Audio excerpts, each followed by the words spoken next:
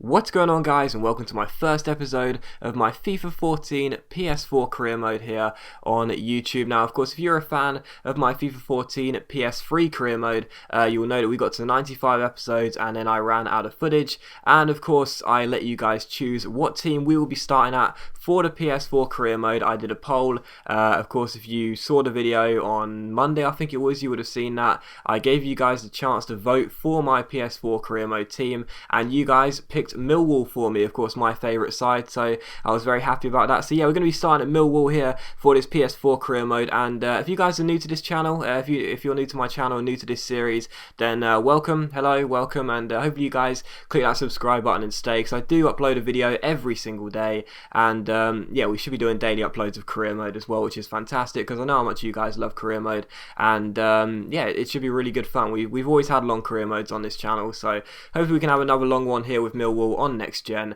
and hopefully you guys will enjoy this. But yeah, you guys did pick Millwall for me. Of course, they are my favourite side in real life, so we got started straight away. And as you would have seen as well, as a reward for playing career mode on the PS3, they gave us a scout, a 5-star experience and 5-star judgment scout just for one season, and we also got given a 60% increase in our starting transfer budget. So I think we have £4 million to work with in the first summer transfer window. So that was a little bit of a nice reward from EA. I didn't expect that, of course, because you can't transfer current gen career mode saves to next gen, so that was kind of a nice reward to get as well. But anyway, as I said there, we do have some scouts for the global transfer network, but to be honest, if you guys have been watching my previous career mode, the current gen career mode, or old gen career mode I should say, you would have heard me say numerous times I'm not a big fan of the global transfer network, and I've got my own targets anyway. We might use it, you know, during the first season, maybe to try and find some players that have their contracts expiring at the end of the season, but to begin with, I just want to use my own targets, and the two I'm really interested in are Carrasco and Gold. Now, of course, Ryan Gold, you should know who he is. He's a very, very talented young midfielder that plays for Dundee United in the SPL, and a lot of clubs are in for him. He seems like he's going to have a lot of potential, so I'm going to go for him and Brian Carrasco, because he's a young Chilean winger. I think he's 22 years old. He's got a lot of pace and he's got 4-star skills as well, so I think those two are going to be my main targets. And I also went in for this free agent goalkeeper here, Padermo, mainly because I mean, at the end of the day, like, I'll be honest, I'm going to be loan listing Stephen Bywater, because I just cannot stand Stephen Bywater. So if I can pick up a free agent goalkeeper on the same wages, who's younger and probably has higher potential, I'll be happy with it. But the club that owned Carrasco weren't happy with us with the bid we made, and neither were Dundee United for Ryan Gold, which was kind of disappointing, because I'd love to get those two players in as soon as possible. And I was looking down the list of players I could give Dundee United as well some money, but we offered £1.35 million plus Powell, one of the young players we've got. I think he's about 17 years old, and we'll see what Dundee United say there. But Padermo, the free agent goalkeeper, declines the contract as well. It's quite a lot of business in today's episode as well, so hopefully you can keep up with all this. If you can't keep up, then just feel free to stop the video and go back a little bit. We offer Padermo a new contract, and again, Audax Italiano, is that how you pronounce that? They weren't happy with the bids we were making for Brian Carrasco, and they said they wanted 2.2 million. And I was, you know, we can afford that. Of course, we've been given £4 million to spend, but I still think we can get them a bit cheaper than that. So we'll wait and see what happens. But a transfer offer comes in for Niall McManus. Now, we've got a lot of these players here, a lot of sort of young 17, 18, 19-year-old players that are very, very low overalls. They're in the low 50s, and they're never going to get a game whatsoever. So we put them on the loan list, or we put them on the transfer list, and we'll see what happens. But he looks like he's on his way to, I think it was Bradford, which he went to, and Dundee United then accepted a bid of 1.35 plus Powell for Ryan Gold. So we offer him a contract, and we'll wait and see what happens there.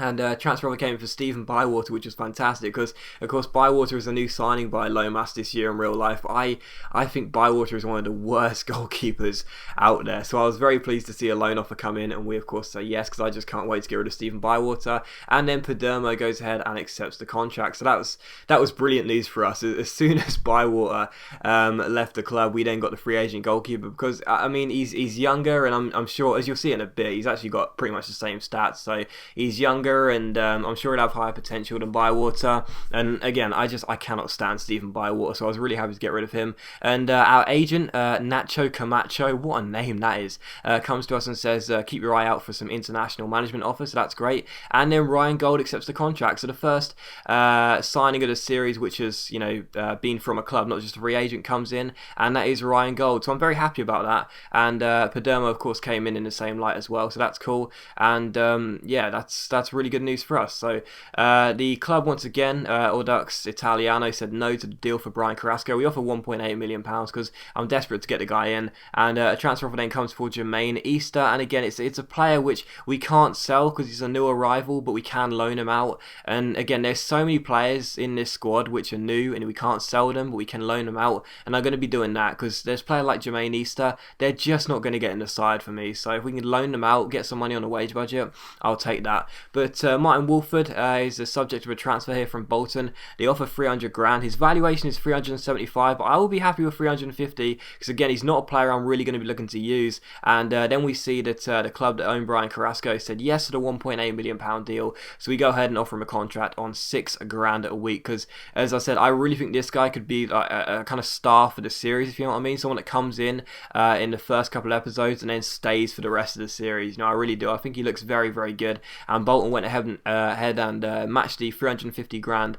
transfer counter offer we asked for. And Brian Carrasco then accepts the deal. So the Chilean comes in, and that's Carrasco and Gold. The two transfer targets I was looking for straight away have now both signed at Millwall, and I'm very happy about it. So that's really good news for us. We get the business done straight away, and that's exactly what I wanted to do. Get it done as soon as possible, and that's exactly what we have done. Wolford also goes to Bolton for 350 grand, which is fine because again, he's a player which I really have no intention of ever using, so that's cool. And of course, we don't have too much money at Millwall. We've now got £1.1 million left after those deals of Carrasco and Gold, so we are going to be relying on some loan signings. And I went to Barclays Premier League on the loan list to see who I could take, and Nathan Ake of Chelsea is of course a centre back that everyone knows about. And Michael Ngou, the Liverpool striker, he's 6'6", so he could be a pretty decent striker as well to take just on a loan list, just to use as backup players. They probably won't get in the first team, but as backup players they'll be okay. And Michel Weiser of FC Bayern Munich here, he's another player I'm thinking about. This guy can play right mid and right back, so I might have him as my right back because I think he'll be pretty decent for us. So I might make him my right back. But a transfer offer comes for Jack Smith here, and again, it's a player which I have no intention of using whatsoever. So Blackburn offer 120 grand, and I say yes because he's just not my type of player. I don't think he's ever going to get in the squad, and it's just a bit of a waste of money really to keep him here. So he goes to Blackburn, as you'll see by the player sold there. And Ngou comes in on loan, which is great because it's 7 grand a week. It's actually quite a bit of money for a player that's probably going to be in the reserves, but he's a decent young player. He's a decent young player with good potential, and I'd rather have him than Jermaine Easter, for example. So Ngou comes in, Smith gets sold, and then Nathan Ake, Chelsea say yes to the loan deal. So Nathan Ake is going to be coming to the Den. So that's another good loan signing for us there. And also Michel Weiser is going to be coming in as well. Out of these 3 players, I'd say Michel Weiser is the only one that's going to get in the first team because I think I'll have this guy as my right back. I know he's a right midfielder, but he can play right back, so I think I'll have him as my right back.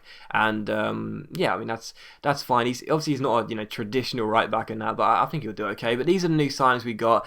We got 6 new players, and these are the stats of the players as well to see how they do that. There's some decent players. Again, they're all in the 60s, of course, sort of the mid 60s really, but they're still some decent players, and I think they'll do okay. They're not going to cost us too much money on the wage budget. Obviously 3 of those players are loans, and 2 of those players, Gold and Carrasco, cost us a couple million, or was it 3 million for both of those players, but a little bit of money. And of course Padermo was the free agent goalkeeper we picked up, but yeah, I mean Carrasco and Gold, they're going to be first team players. Wise is going to be my right back, and Nathan Ake, Michael Ngou and Padermo, they're going to be reserve / bench players. So it's okay. It's a pretty decent start. I mean, £4 million is actually quite decent for a championship side. Coming to start off this series, but it's still pretty decent. We managed to pick up those players because those were the players I wanted. I mean, it's we can't sign every single player under the sun. We can't make some massive signings. I can't sign a really amazing Barclays Premier League player straight off the bat. But we can sign some decent young talent, and that's exactly what we've done. So yeah, I'm looking forward to it really. I think I can't see us doing any more business during the summer transfer window. Maybe like, you know, to buy players, maybe like 1 or 2 players coming in.